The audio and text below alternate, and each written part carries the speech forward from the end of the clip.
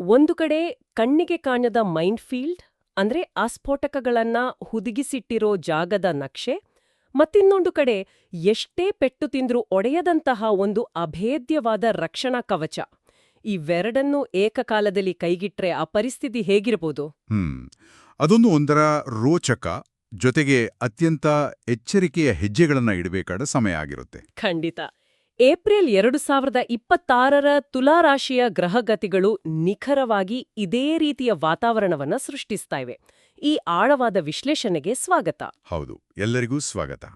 ಇಂದಿನ ನಮ್ಮ ಅಧ್ಯಯನದ ವಿಷಯ ಚಿತ್ತ ನಕ್ಷತ್ರದ 3-4ನೇ ಪಾದ, ಸ್ವಾತಿ ನಕ್ಷತ್ರದ 1ರಿಂದ 4ನೇ ಪಾದ ಹಾಗೂ ವಿಶಾಖ ನಕ್ಷತ್ರದ 1, 2, 3ನೇ ಪಾದದ ಅಡಿಯಲ್ಲಿ ಬರುವ ತುಲಾರಾಶಿಯವರ ಮಾಸಿಕ ಭವಿಷ್ಯ. ಕರೆಕ್ಟ್.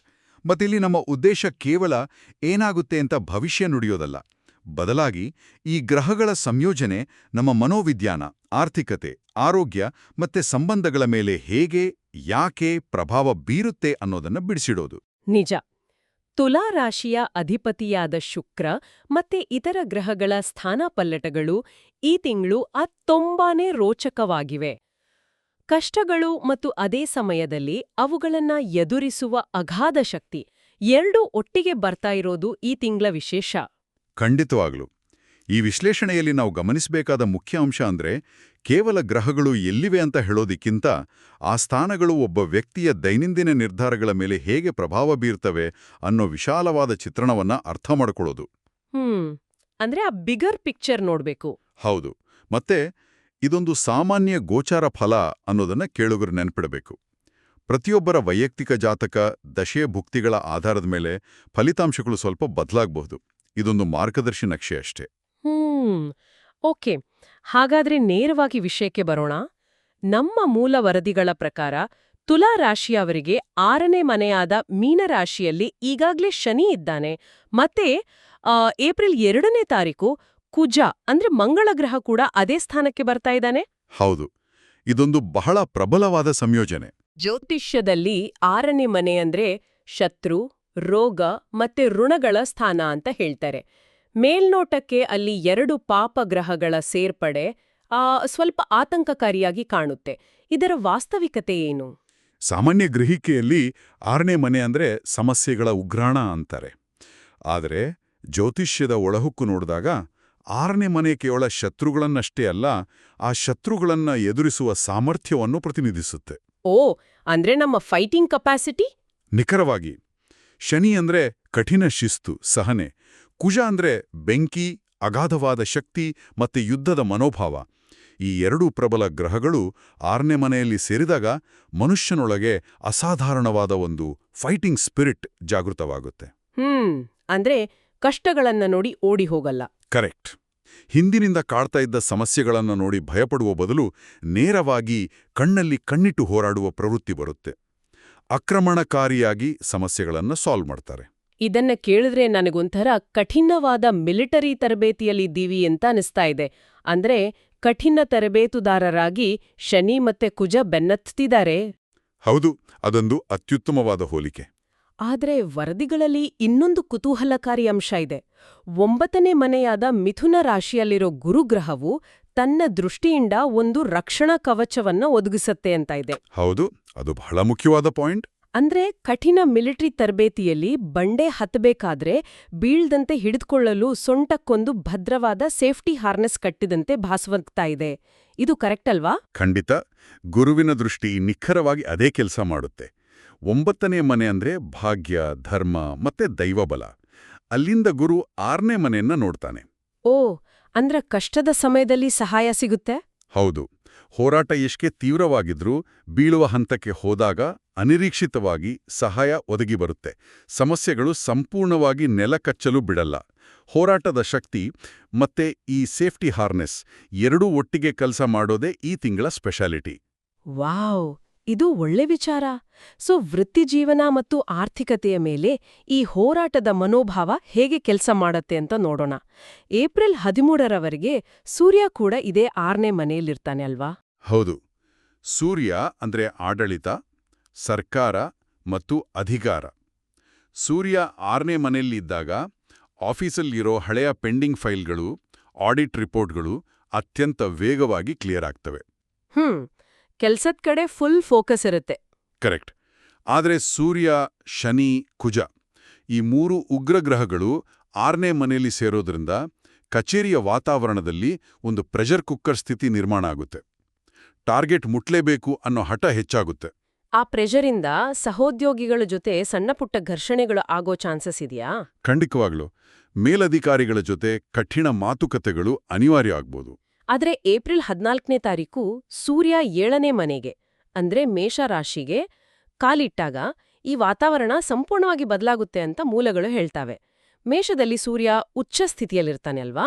ಹೌದು, ಅಲ್ಲಿ ಸೂರ್ಯ ಅತ್ಯಂತ ಪ್ರಬಲ. ಆದರೆ 7ನೇ ಮನೆ ಅಂದ್ರೆ ಪಾಲುದಾರಿಕೆ, ಅಗ್ರಿಮೆಂಟ್ಗಳು ಮತ್ತೆ ಮುಖಾಮುಖಿ ಸಂಬಂಧಗಳ ಸ್ಥಾನ. ಸೊ ಅಲ್ಲಿ ಪಾರ್ಟ್ನರ್ಗಳ ಜೊತೆ ಅಥವಾ ಹಿರಿಯ ಅಧಿಕಾರಿಗಳ ಜೊತೆ ಬಹಳ ಡಿಪ್ಲೊಮ್ಯಾಟಿಕ್ ಆಗಿ ಅಂದ್ರೆ ರಾಜತಾಂತ್ರಿಕವಾಗಿ ವರ್ತಿಸಬೇಕಾಗುತ್ತೆ ಅಲ್ವಾ? ಅಕ್ಷರಶಃ ಹೌದು. ಪ್ರಬಲ ಸೂರ್ಯ ಅಲ್ಲಿಗೆ ಬಂದಾಗ ಅಹಂಕಾರ ಮತ್ತೆ ಪ್ರತಿಷ್ಠೆ ಮುನ್ನೆಲೆಗೆ ಬರುತ್ತೆ. ಎಲ್ಲರಿಗೂ ತಮ್ಮ ನಿಲುವೇ ಸರಿ ಅನ್ನೋ ಭಾವನೆ ಬರುತ್ತೆ. ಸೊ ಇಗೋ ಕ್ಲಾಶ್ಗಳ ಆಗುವ ಸಾಧ್ಯತೆ ದಟ್ಟವಾಗಿರುತ್ತೆ. ಅಂದ್ರೆ ಎಲ್ಲೆಲ್ಲಿ ನಮ್ಮ ಪ್ರತಿಷ್ಠೆಯನ್ನ ಬಿಟ್ಟು ಮೌನವಾಗಿರಬೇಕು, ಎಲ್ಲೆಲ್ಲಿ ಹೋರಾಡಬೇಕು ಅನ್ನೋ ವಿವೇಚನೆ ತುಂಬಾ ಇಂಪಾರ್ಟೆಂಟ್ ಆಗುತ್ತೆ. ಖಂಡಿತ. ಮತ್ತೆ ಆರ್ಥಿಕ ವಿಚಾರಕ್ಕೆ ಬಂದ್ರೆ ಇಲ್ಲಿ ಒಂದು ದೊಡ್ಡ ವಿರೋಧಾಭಾಸ ಇದೆ ಗೊತ್ತಾ? ಹೌದು, ನನ್ಗೂ ಅದೇ ಅನ್ನಿಸ್ತು. 6ನೇ ಮನೆಯಲ್ಲಿ ಶನಿ ಇರೋದ್ರಿಂದ ಹಳೆಯ ಸಾಲಗಳನ್ನ, ಇಎಂಐಗಳನ್ನ ಶಿಸ್ತಿನಿಂದ ಕಟ್ಟಲು ಇದು ಸಕಾಲ ಅಂತ ನಾವು ಹೇಳಿದ್ವಿ. ಆದ್ರೆ 5ನೇ ಮನೆಯಲ್ಲಿ ರಾಹು ಇದ್ದಾನೆ. ಕರೆಕ್ಟ್. 5ನೇ ಮನೆ ಅಂದ್ರೆ ಬುದ್ಧಿ ಮತ್ತು ಸ್ಪೆಕ್ಯುಲೇಷನ್ ಅಂದ್ರೆ ಊಹಾಪೋಹಗಳ ಸ್ಥಾನ. ಸೊ ರಾಹು ಅಂದ್ರೆ ಭ್ರಮೆ, ಶಾರ್ಟ್ಕಟ್. ಶಿಸ್ತಿನಿಂದ ಸಾಲ ತೀರಿಸೋಕೆ ಟ್ರೈ ಮಾಡ್ತಿರೋ ಮನಸ್ಸಿಗೆ ರಾಹು ದಿಢೀರ್ ಹಣದ ಅಥವಾ ಕ್ವಿಕ್ ಮನಿದ್ ಆಸೆ ಹುಟ್ಟಿಸ್ತ್ರೆ ಏನಾಗುತ್ತೆ? ಇದು ಅಪಾಯಕಾರಿ ಅಲ್ವಾ? ಇದೇ ಈ ತಿಂಗಳ ಅತಿ ದೊಡ್ಡ ಪರೀಕ್ಷೆ. 6ನೇ ಮನೆಯ ಶಿಸ್ತು ವಾಸ್ತವ, ಆದರೆ 5ನೇ ಮನೆಯ ರಾಹು ಮರೀಚಿಕೆ. ರಾಹು ಇದ್ದಾಗ ಲಾಟರಿ, ಶೇರ್ ಮಾರುಕಟ್ಟೆಯಲ್ಲಿ ಇಂಟ್ರಾಡೇ ಟ್ರೇಡಿಂಗ್ ಅಥವಾ ಕ್ರಿಪ್ಟೋಕರೆನ್ಸಿಯಲ್ಲಿ ದುಡ್ಡಾಕೋ ಪ್ರಚೋದನೆ ವಿಪರೀತ ಆಗುತ್ತೆ. ರಾತ್ರೋರಾತ್ರಿ ಶ್ರೀಮಂತರಾಗೋ ಆಸೆ? ಹೌದು, ಆದರೆ ರಾಹು ತೋರಿಸುವ ಆಕರ್ಷಣೆಯಲ್ಲಿ ಲಾಭಕ್ಕಿಂತ ನಷ್ಟ ಗ್ಯಾರಂಟಿ. ಇಲ್ಲಿ ತಾಳ್ಮೆ ಅತ್ಯಗತ್ಯ. ಕಷ್ಟಪಟ್ಟು ದುಡಿದ ಹಣವನ್ನ ಕಳ್ಕೊಳ್ಳೋ ಸಾಧ್ಯತೆ ಇರುತ್ತೆ. ಸೊ ಶಾರ್ಟ್ಕಟ್ಗಳಿಗೆ ಹೋಗ್ಬಾರ್ದು. ಇದೇ ಆರ್ಥಿಕ ವಿಚಾರದಲ್ಲಿ ಏಪ್ರಿಲ್ 19ರ ನಂತರ ಒಂದು ಪ್ರಮುಖ ಬದಲಾವಣೆ ಇದೆ. ತುಲಾರಾಶಿಯ ಅಧಿಪತಿ ಶುಕ್ರ 8ನೇ ಮನೆಗೆ ಅಂದ್ರೆ ವೃಷಭ ರಾಶಿಗೆ ಹೋಗ್ತಾನೆ. ಹೌದು, ಇದು ಬಹಳ ಮುಖ್ಯವಾದ ಗೋಚಾರ. ವರದಿಗಳಲ್ಲಿ ಇದನ್ನ ಆರ್ಥಿಕ ಡೀಪ್ ಕ್ಲೀನಿಂಗ್ ಸಮಯ ಅಂತ ಕರೆಯಲಾಗಿದೆ. 8ನೇ ಮನೆ ಅಂದ್ರೆ ರಹಸ್ಯಗಳು, ವಿಮೆ, ಜಂಟಿ ಆಸ್ತಿ ಅಲ್ವಾ? ಈ ಡೀಪ್ ಕ್ಲೀನಿಂಗ್ ಅಂದ್ರೆ ಏನು? 8ನೇ ಮನೆ ಅಂದ್ರೆ ನಮ್ಮ ಬದುಕಿನ ಬೇಸ್ಮೆಂಟ್ ಅಥವಾ ನೆಲಮನೆ ಇದ್ದಾಗೆ. ಅಲ್ಲಿ ಕತ್ತಲಿರುತ್ತೆ, ಗುಟ್ಟುಗಳಿರ್ತವೆ. ಶುಕ್ರ ಅಲ್ಲಿಗೆ ಹೋದಾಗ ಆ ಕತ್ತಲ ಕೋಣೆಯಲ್ಲಿ ದೀಪ ಹಚ್ಚಿದಾಗತ್ತೆ. ಓಹೋ, ಅಂದ್ರೆ ಮುಚ್ಚಿಟ್ಟಿದ್ದ ಆರ್ಥಿಕ ವಿಚಾರಗಳು ಬೆಳಕಿಗೆ ಬರ್ತವೆ. ನಿಖರವಾಗಿ. ಇನ್ಶೂರೆನ್ಸ್ ಪಾಲಿಸಿಗಳಲ್ಲಿರುವ ತಪ್ಪುಗಳು, ಟ್ಯಾಕ್ಸ್ ಗೊಂದಲಗಳು, ಜಂಟಿ ಆಸ್ತಿಯ ಹಿಡನ್ ಅಗ್ರಿಮೆಂಟ್ಗಳು ಇವೆಲ್ಲವೂ ಟೇಬಲ್ ಮೇಲೆ ಬಂದು ಚರ್ಚೆ ಆಗ್ತವೆ. ಮತ್ತು ವರದಿ ಪ್ರಕಾರ ಪಿಎಫ್ ಅಥವಾ ಇನ್ಶೂರೆನ್ಸ್ನಂತಹ ಲಂಪ್ಸಮ್ ಅಮೌಂಟ್ ಕೈ ಸೇರುವ ಅವಕಾಶಗಳು ಇವೆ ಅಲ್ವಾ? ಹೌದು. ಈ ಹಳೆಯ ಗೊಂದಲಗಳನ್ನೆಲ್ಲ ಬಗೆಹರಿಸಿ ಸ್ವಚ್ಛಗೊಳಿಸುವ ಪ್ರಕ್ರಿಯೆನೇ ಈ financial deep clean. Wow! So ಈ ಡೀಪ್ ಕ್ಲೀನಿಂಗ್ ಮತ್ತು ಶಿಸ್ತಿನ ಲಾಜಿಕ್ ಅನ್ನು ನಾವು ಭಾವನೆಗಳು ಮತ್ತೆ ಸಂಬಂಧಗಳಿಗೂ ಅನ್ವಯಿಸಬಹುದು ಅನಿಸುತ್ತೆ. ಯಾಕಂದ್ರೆ ಆಫೀಸಲ್ಲಿ ಕುಜ ಶನಿಯ ಪ್ರಭಾವದಿಂದ ಯುದ್ಧ ಮಾಡೋ ವ್ಯಕ್ತಿ ಮನೆಗೆ ಬಂದಾಗ ಆ ಕಠಿಣ ಮನೋಭಾವವನ್ನ ಹೊರಗಿಡೋಕಾಗುತ್ತಾ? ಅದು ತುಂಬಾನೇ ಕಷ್ಟ. ಅದಕ್ಕೆ ಬೇಕಾದ ಬ್ಯಾಲೆನ್ಸ್ ನಾವೇ ಮಾಡ್ಕೋಬೇಕು. ಜೊತೆಗೆ ಆ 5ನೇ ಮನೆಯ ರಾಹು ಪ್ರೀತಿ ಮತ್ತೆ ಆಕರ್ಷಣೆಯ ಮೇಲೂ ಭ್ರಮೆಯ ಜಾಲ ಹೆಣೆಯುತ್ತಾನೆ ಅಂತ ವರದಿಗಳು ಸೂಚಿಸ್ತವೆ. ಅಂದ್ರೆ ಆ ಸಾಂಪ್ರದಾಯಿಕ ಸಂಬಂಧಗಳು, ದಿಢೀರ್ ಆಕರ್ಷಣೆ ಅಥವಾ 3ನೇ ವ್ಯಕ್ತಿಯ ಪ್ರಭಾವ ಉಂಟಾಗ್ಬೋದಾ? ಖಂಡಿತ. 5ನೇ ಮನೆ ಪ್ರೇಮ ಸಂಬಂಧಗಳ ಸ್ಥಾನ. ಅಲ್ಲಿ ರಾಹು ಇದ್ದಾಗ ಸಮಾಜದ ಚೌಕಟ್ಟನ್ನ ದಾಟುವ, ಎಲ್ಲೆ ಮೀರುವ ಯೋಚನೆಗಳು ಬರ್ತವೆ. ಹಠಾತ್ ಆಕರ್ಷಣೆಗಳು ಹುಟ್ಟುತ್ತವೆ. ಆದ್ರೆ ಆ ಆಕರ್ಷಣೆಯಲ್ಲಿ ನಿಜವಾದ ಆಳ ಇರುತ್ತಾ? ಅದೇ ಪ್ರಶ್ನೆ. ಆದ್ರೆ ಇಲ್ಲಿ ಮತ್ತೆ ಗುರುವಿನ ಪಾತ್ರ ಬರುತ್ತೆ. 9ನೇ ಮನೆಯಿಂದ ಗುರುವಿನ ದೃಷ್ಟಿ ಇರೋದ್ರಿಂದ ಕೇವಲ ಭ್ರಮೆಗಿಂತ ನೈತಿಕ ಮೌಲ್ಯಗಳಿಗೆ ಅಂದ್ರೆ ವ್ಯಾಲ್ಯೂಸ್ಗೆ ಪ್ರಾಮುಖ್ಯತೆ ಸಿಗುತ್ತೆ. ಅಂದ್ರೆ ಒಂಟಿಯಾಗಿರೋವರ ಜೀವನಕ್ಕೆ ಯಾರಾದ್ರೂ ಆಧ್ಯಾತ್ಮಿಕ ಅಥವಾ ಬೌದ್ಧಿಕ ವ್ಯಕ್ತಿಯ ಪ್ರವೇಶ ಆಗ್ಬಹುದಾ? ಹೌದು. ಭೌತಿಕ ಆಕರ್ಷಣೆಗಿಂತ ಇಂಟೆಲೆಕ್ಚುವಲ್ ಕನೆಕ್ಷನ್ ಇರುವಂತಹ ವ್ಯಕ್ತಿಗಳು ಪರಿಚಯ ಆಗುವ ಸಾಧ್ಯತೆ ಹೆಚ್ಚು. ಏಪ್ರಿಲ್ 14ರ ನಂತರ 7ನೇ ಮನೆಗೆ ಸೂರ್ಯನ ಪ್ರವೇಶ ಮತ್ತೆ 19ರ ನಂತರ 8ನೇ ಮನೆಗೆ ಶುಕ್ರನ ಪ್ರವೇಶ. ಇದನ್ನೆಲ್ಲ ಸೇರ್ಸಿ ನೋಡಿದ್ರೆ ಸಂಬಂಧಗಳ ಮಟ್ಟಗೂ ಇದೊಂದು ಎಮೋಷನಲ್ ಆಡಿಟ್ ಇದ್ಹಾಗೆ ಇದೆ. Emotional audit, correct. ಬಹಳ ಸೂಕ್ತವಾದ ಪದ ಇದು. ಅಲ್ವಾ? ಎಲ್ಲಿ ನಾವು ಅತಿ ಹೆಚ್ಚು ಭಾವನೆಗಳನ್ನ ಇನ್ವೆಸ್ಟ್ ಮಾಡ್ತಾ ಇದ್ದೀವಿ, ಎಲ್ಲಿಂದ ಶೂನ್ಯ ಪ್ರತಿಫಲ ಸಿಗ್ತಾ ಇದೆ ಅನ್ನೋದು ಸ್ಪಷ್ಟವಾಗುತ್ತೆ. ದುರ್ಬಲವಾದ ಸಂಬಂಧಗಳು ಮುರಿದು ಬೀಳ್ತವೆ, ಗಟ್ಟಿಯಾದ ಬಾಂಧವ್ಯಗಳು ಮತ್ತಷ್ಟು ಆಳವಾಗುತ್ತವೆ. ಸರಿತಾನೆ? 100ಕ್ಕೆ 100 ಸರಿ. 8ನೇ ಮನೆಗೆ ಶುಕ್ರ ಹೋದಾಗ ರಿಲೇಶನ್ಶಿಪ್ನಲ್ಲಿ ಎಮೋಷನಲ್ ಡೆಪ್ತ್ ಅನಿವಾರ್ಯ ಆಗುತ್ತೆ. ಮೇಲ್ನೋಟದ ಮಾತುಗಳಿಂದ ಕೆಲಸ ಆಗಲ್ಲ. ದಂಪತಿಗಳ ನಡುವೆ ಈಗೋ ಬಿಟ್ಟು ಮುಚ್ಚುಮರೆಯಿಲ್ಲದ ಓಪನ್ ಕಮ್ಯುನಿಕೇಷನ್ ಬೇಕಾಗುತ್ತೆ. ಅಂದ್ರೆ ಆರ್ಥಿಕ ವಿಚಾರ, ಕೌಟುಂಬಿಕ ಗುಟ್ಟುಗಳನ್ನ ಪಾರದರ್ಶಕವಾಗಿ ಚರ್ಚಿಸಲೇಬೇಕು. ಹೌದು.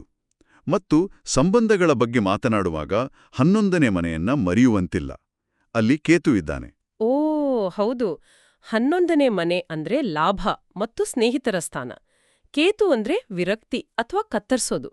ಇದರಿಂದ ಸ್ನೇಹಿತರ ವಲಯದಲ್ಲಿ ತಪ್ಪು ಗ್ರಹಿಕೆಗಳು ಬರಬಹುದು ಅಂತ ಎಚ್ಚರಿಕೆ ಇದೆಯಲ್ಲ? ಕರೆಕ್ಟ್. ಕೇತುವಿನ ಸ್ವಭಾವವೇ ವಿಚಾರಗಳನ್ನ ತುಂಡಿಳಿಸೋದು.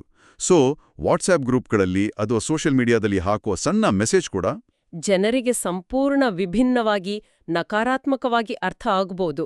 ಖಂಡಿತ. ತಪ್ಪು ಗ್ರಹಿಕೆಗಳು ಅಥವಾ ಮಿಸ್ಅಂಡರ್ಸ್ಟ್ಯಾಂಡಿಂಗ್ಸ್ ವಿಪರೀತ ಆಗ್ತವೆ. ಹಾಗಾಗಿ ಮೌನ ಮತ್ತೆ ಸ್ಪಷ್ಟ ಸಂವಹನದ ನಡುವೆ ಬ್ಯಾಲೆನ್ಸ್ ಮಾಡೋದು ಬಹಳ ಮುಖ್ಯ. ಎಚ್ಚರ ಅಗತ್ಯ. ಸೊ ಈಗ ದೈನಂದಿನ ಜೀವನದ ಸವಾಲುಗಳ ಕಡೆ ಅಂದ್ರೆ ಪ್ರಾಯೋಗಿಕ ಅನ್ವಯಗಳ ಕಡೆ ಬರೋಣ. ಮೊದಲನೇದಾಗಿ ಆರೋಗ್ಯ. ಕುಜ ಶನಿಯ ಪ್ರಭಾವ ನಮ್ಮ ಫೈಟಿಂಗ್ ಕೆಪಾಸಿಟಿ ಹೆಚ್ಚಿಸಿದ್ರೂ ದೇಹದ ಮೇಲೆ ಎಂಥ ಒತ್ತಡ ಬೀಳುತ್ತೆ ನೋಡಿ. ಅತಿಯಾದ ಕೆಲಸದ ಒತ್ತಡದಿಂದ ಬೆನ್ನು ನೋವು, ಕೀಳು ನೋವು ಮತ್ತೆ ಸ್ನಾಯು ಸೆಳೆತಗಳ ಕಾಡಬಹುದು. ಶನಿ ಮೂಳೆಗಳ ಕಾರಕ ಅಲ್ವಾ? ಹೌದು. ಮತ್ತೆ ಕುಜ ಅಗ್ನಿತತ್ವದ ಗ್ರಹ. ಕರೆಕ್ಟ್. ಸೊ ಕುಜನ ಪ್ರಭಾವದಿಂದ ಸಣ್ಣಪುಟ್ಟ ಗಾಯಗಳು, ಅಡಿಗೆ ಮನೆಯಲ್ಲಿ ಸುಟ್ಟ ಗಾಯ ಅಥವಾ ವಾಹನ ಓಡಿಸುವಾಗ ಅಜಾಗರೂಕತೆಯಿಂದ ಅಪಾಯಗಳು ಆಗಬಹುದು. ಅಂದ್ರೆ ಡ್ರೈವಿಂಗ್ ಮಾಡುವಾಗ ಫುಲ್ ಕೇರ್ಫುಲ್ ಆಗಿರ್ಬೇಕು. ಮತ್ ಜೀರ್ಣಾಂಗ ವ್ಯೂಹದ ಸಮಸ್ಯೆ ಅಥವಾ ಬಿಪಿ, ಶುಗರ್ ಬಗ್ಗೆ ಕೂಡ ನಿಗಾ ವಹಿಸ್ಬೇಕಾಗುತ್ತೆ ಅಲ್ವಾ? ಖಂಡಿತ. ನಿಯಮಿತ ತಪಾಸಣೆ ತಪ್ಪಿಸಬಾರ್ದು. ಓಕೆ. ಇನ್ನು ವಿದ್ಯಾರ್ಥಿಗಳ ಪರಿಸ್ಥಿತಿ ಏನಾಗುತ್ತೆ? ವರದಿಗಳ ಪ್ರಕಾರ ಸ್ಪರ್ಧಾತ್ಮಕ ಪರೀಕ್ಷೆಗಳಿಗೆ ಇದು ಅತ್ಯುತ್ತಮ ಸಮಯ. 6ನೇ ಮನೆಯ ಬಲ ಸ್ಪರ್ಧೆ ಎದುರಿಸುವ ಛಲ ಕೊಡುತ್ತೆ. ಆದ್ರೆ ಆ 5ನೇ ಮನೆಯ ರಾಹು ಅವರ ಏಕಾಗ್ರತೆ ಕಡಡಲ್ವಾ? ಅದು ಬಹಳ ದೊಡ್ಡ ಸವಾಲು. ಆಧುನಿಕ ಯುಗದಲ್ಲಿ ಈ 5ನೇ ಮನೆಯ ರಾಹು ಅಂದ್ರೆ ಸೋಷಿಯಲ್ ಮೀಡಿಯಾದ ಅಲ್ಗಾರಿದಮ್ಗಳಿದ್ದಂತೆ. Wow, exactly. ಅದು ಮನುಷ್ಯನ ಗಮನವನ್ನ ಸೆಳೆದು ಭ್ರಮೆಯ ಲೋಕದಲ್ಲಿ ಕೂರಿಸುತ್ತೆ. ವಿದ್ಯಾರ್ಥಿಗಳಲ್ಲಿ ಓದಬೇಕು ಅನ್ನೋ ಕಿಚ್ಚು ಇರುತ್ತೆ, ಆದರೆ ಪುಸ್ತಕ ಹಿಡಿದಾಗ ಮೊಬೈಲ್ ನೋಟಿಫಿಕೇಶನ್ ಕಡೆ ಮನಸ್ಸೊರಿಯುತ್ತೆ. ಸೊ ಸ್ಪರ್ಧೆ ಗೆಲ್ಲೋಕೆ ಮೊದಲು ತಮ್ಮ ಒಳಗಿನ ಈ ಡಿಜಿಟಲ್ ಶತ್ರುವನ್ನ ಗೆಲ್ಲಬೇಕು. ಅದಕ್ಕೆ ಮೊಬೈಲ್ ದೂರ ಇಟ್ಟು ಕಟ್ಟುನಿಟ್ಟಾದ ಫಿಕ್ಸ್ಡ್ ಟೈಮ್ ಟೇಬಲ್ ಫಾಲೋ ಮಾಡೋದು ಅತಿ ಮುಖ್ಯ. ಹೌದು. ಇನ್ನು ನಿರುದ್ಯೋಗಿಗಳಿಗೆ ಈ 6ನೇ ಮನೆಯ ಬಲ ಒಳ್ಳೆ ಅವಕಾಶಗಳನ್ನು ತರುತ್ತೆ. ಹಳೆ ಅಪ್ಲಿಕೇಶನ್ಸ್ಗಳಿಗೆ ರೆಸ್ಪಾನ್ಸ್ ಬರ್ಬೋದು, ಇಂಟರ್ವ್ಯೂ ಕಾಲ್ಸ್ ಬರ್ಬೋದು. ಅಂದ್ರೆ ರೆಸ್ಯೂಮ್ ಮತ್ತೆ ಸ್ಕಿಲ್ಗಳನ್ನ ಅಪ್ಡೇಟ್ ಮಾಡ್ಕೊಳ್ಳೋಕೆ ಇದು ಪರ್ಫೆಕ್ಟ್ ಟೈಮ್. ಖಂಡಿತವಾಗ್ಲೂ. ಮತ್ತು ಮಹಿಳೆಯರು ಹಾಗೂ ಗೃಹಿಣಿಯರಿಗೆ ಈ ತಿಂಗಳು ತರುವ ಬದಲಾವಣೆಗಳೇನು? ಕುಟುಂಬದ ಜವಾಬ್ದಾರಿ ಹೆಚ್ಚಾಗುತ್ತೆ, ಆದರೆ ಏಪ್ರಿಲ್ 19ರ ನಂತರ ಶುಕ್ರ 8ನೇ ಮನೆಗೆ ಹೋದಾಗ ಅವರಲ್ಲಿ ಅಂತಃಪ್ರಜ್ಞೆ ಅಂದ್ರೆ ಇಂಟ್ಯೂಷನ್ ಅಗಾಧವಾಗಿ ಹೆಚ್ಚಾಗುತ್ತೆ ಅಂತ ಇದೆ. ಹೌದು. 8ನೇ ಮನೆ ಕೇವಲ ರಹಸ್ಯಗಳನ್ನಷ್ಟೇ ಅಲ್ಲ, ಮನಸ್ಸಿನ ಗುಪ್ತ ಶಕ್ತಿಗಳನ್ನು ಪ್ರತಿನಿಧಿಸುತ್ತೆ. ಸೊ ಮಹಿಳೆಯರಲ್ಲಿ ಈ ಇಂಟ್ಯೂಷನ್ ಜಾಗೃತವಾಗುತ್ತೆ. ಅವರು ಸಹಜವಾಗಿ ನುಡಿದ ಮಾತುಗಳು ಅಥವಾ ಊಹಿಸಿದ ಘಟನೆಗಳು ನಿಜವಾಗುವ ಸಾಧ್ಯತೆ ಬಹಪಾಲು ಇರುತ್ತೆ. ಓ, ಇದೊಂಥರ ಸೂಪರ್ ಪವರ್ ಇದ್ದ ಹಾಗೆ. ಆದ್ರೆ ಇದೇ ಟೈಮಲ್ಲಿ ಮಾತಿನ ಮೇಲೆ ಹಿಡಿತಾ ಇರ್ಬೇಕು ಅಲ್ವಾ? ವಿಶೇಷವಾಗಿ ಕೋಪದಲ್ಲಿ ಆಡುವ ಮಾತುಗಳು. ಕರೆಕ್ಟ್. 6ನೇ ಮನೆಯ ಕುಜನ ಪ್ರಭಾವದಿಂದ ಆವೇಶದ ಮಾತುಗಳು ಬರ್ಬೋದು. ವಿಶೇಷವಾಗಿ ಕಾನೂನು ವಿಚಾರದಲ್ಲಿ ಅಥವಾ ಕೋರ್ಟ್ ವ್ಯಾಜ್ಯಗಳಲ್ಲಿ ತುಂಬಾನೇ ಕಂಟ್ರೋಲ್ ಇರಬೇಕು. ತಾಳ್ಮೆ ಮತ್ತೆ ಡಿಪ್ಲೊಮಸಿ ದೊಡ್ಡ ಅಸ್ತ್ರ.